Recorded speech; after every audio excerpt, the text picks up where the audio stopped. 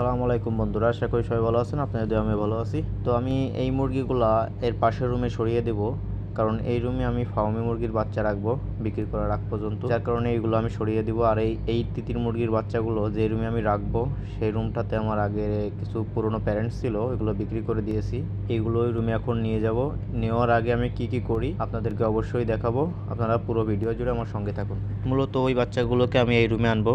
তো এই রুমে আমার কিছু প্যারেন্টস ছিল, এগুলো বিক্রি করে দেওয়ার পরে এখন ময়লা রয়ে গেছে। তো এই ময়লাগুলো পরিষ্কার করে আমি কিভাবে স্প্রে করে এই বাচ্চাগুলোকে ছাড়বো আপনারা দেখতে থাকুন। তো বন্ধুরা, অবশেষে আমার রুমটা পুরো পরিষ্কার করা হয়ে গেছে। এখন আমি এই রুমটাতে সুন্দর করে স্প্রে করে দিব। আপনারাও কিন্তু যখন মুরগি শেড থেকে সরাবেন, অন্য মুরগি উঠানোর আগে অবশ্যই রুমটা ভালো করে পরিষ্কার করে সুন্দর করে স্প্রে করে দিবেন। বাজারে অনেক জীবাণুনাশক ঔষধ পাওয়া যায়, এইগুলো আপনারা পানির সঙ্গে মিশিয়ে অবশ্যই সুন্দর করে স্প্রে করে তারপরে তুষটা বিছিয়ে তারপরে মুরগি উঠানোর চেষ্টা করবেন। এতে কিন্তু আপনাদের মুরগিগুলো ভালো থাকবে। তো অবশেষে আমার স্প্রে করার কাজটা শেষ হলো। আমি পুরো রুমের আনাচে কানাচে সব জায়গায় সুন্দর করে স্প্রে করে দিয়েছি। এখন আমি এই রুমে সুন্দর করে তুষটা বিছাবো। আর তুষটা বিছানোর আগে আপনারা অবশ্যই লক্ষ্য রাখবেন তুষটা যেন শুকনা তুষ হয়, যেন ভিজে তুষ না হয়। তো আমি এখন তুষটা বিছাবো।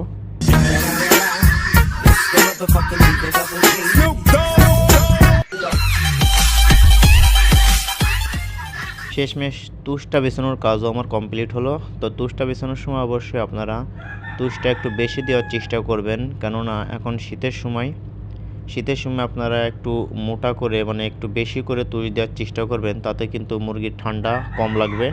আর যদি আপনি অল্প পরিমাণ তুষ দেন তাহলে কিন্তু এই ফ্লোর থেকে ঠান্ডা উঠবে, ওদের শরীরে ঠান্ডা লাগবে, তখন আস্তে আস্তে ওদের রোগ কিন্তু বাড়বে। তুষটা একটু বেশি দেওয়ার চেষ্টা করবেন যাতে করে ওদের শরীরে ফ্লোরের টাচ না লাগে। রুমটা পরিষ্কার করা, স্প্রে করা এবং তুষ বিছানোর সব কাজ শেষের পরে আমি এখন এই তিতির মুরগির বাচ্চাগুলো গুনে গুনে ওই রুমে ছাড়বো।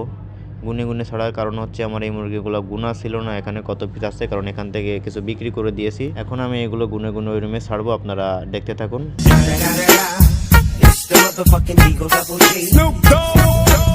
তো বন্ধুরা, ভিডিও শেষ করার আগে একটা কথা বলে নেই, আপনারা যারা 1 মাস বয়সের ভ্যাকসিন করা মিশরীয় ফার্মি মুরগির বাচ্চা ও 1 মাস বয়সের ভ্যাকসিন করা তিতির মুরগির বাচ্চা ও 1 থেকে 15 দিন বয়সের জাপানি কোয়েল পাখির বাচ্চা পেতে চান, তারা অবশ্যই আমার দেওয়া নাম্বারে কল করবেন। এটা আমার ইমো নাম্বার, আপনারা ইমোতে ভিডিও কলের মাধ্যমে দেখেও বাচ্চা নিতে পারবেন।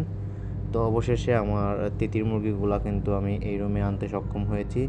আর এই তুষটা আমি দিয়েছি, এই তুষটা আপনারা খেয়াল রাখবেন যে তুষটা যখন দেখবেন একটু পুরন হয়ে গেছে, তখনই আপনারা এই তুষটা ফেলে দিয়ে নতুন করে আবার তুষ বিছাই দিবেন, বা কাঠের গুঁড়া, বালি যেটা ব্যবহার করেন ওটা বেশি পুরন হয়ে যাওয়ার আগে অবশ্যই পরিবর্তন করে দিবেন, না হলে কিন্তু এর থেকে অ্যামোনিয়া গ্যাস তৈরি হয়। আর এই গ্যাসটা কিন্তু নাকের ভিতর গিয়ে মুরগির ঠান্ডা লাগে ঘন ঘন, পরে কিন্তু আপনার ভয়াবহ রোগও হতে পারে। সবাই ভালো থাকবেন। আসসালামু আলাইকুম।